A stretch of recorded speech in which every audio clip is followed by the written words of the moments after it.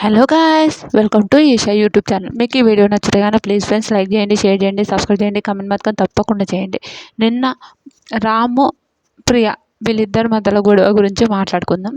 రాము ప్రియది okay, food అతనికి అది తెలియనప్పుడు రాము వాళ్ళు తింటుంటే రాము ఏమన్నారు, ఇది మీరు తినొద్దు, మళ్ళీ పనిష్మెంట్ వస్తుంది మాకు అని కామన్ వేలో అన్నాడు ఆయన. రూడ్ వేలో అసలు అనలే. ఇంకా ప్రియా, మనీష్ వీళ్ళందరూ రాము రాథోడ్ పైనకి లేచారు చూడండి. నాకు ఎంత చిరాకు పుట్టిందంటే అంత చిరాకు పుట్టింది. ఎంతవరకు కరెక్టర్ బాబోయ్. అట్లా ఓకే, ఆయనకు అది అనుకోకుండా అన్నాడు, ఆ వేళ అనుకోకుండా అన్నాడు. కానీ ప్రియా, నన్ను వీళ్ళని చేస్తున్నారు, నన్ను అట్లా అయింది, నేను ఎట్లా అయినా ఆయన వేయింది అని అంటాడు. ఈ మనిషి ఏమో సింపతి వల్ల అట్లా చేస్తున్నాడు, ఆయన సింపతి ఫేస్ పెట్టుకొని. అంటే ఎవరికి ఎందుకు సింపతి? ఎవరు సింపతి లేరు.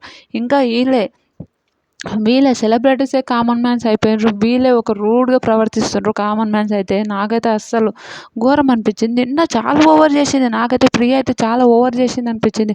ఆయన ఇట్లా మాట్లాడుతున్నాడు, ఆయన అట్లుంటున్నాడు, నోరు కాడున్నది గుంజుకున్నాడు, నాకు ఆలు కర్రీ తినాలనిపించింది, అది ఇదని మాట్లాడుతుంది.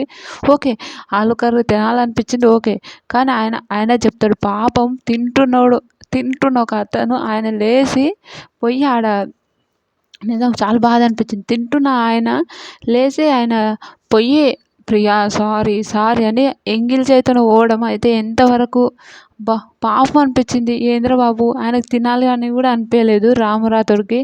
నాకు అయ్యో పాపం కదా అని ఒక థాట్ అనిపించింది.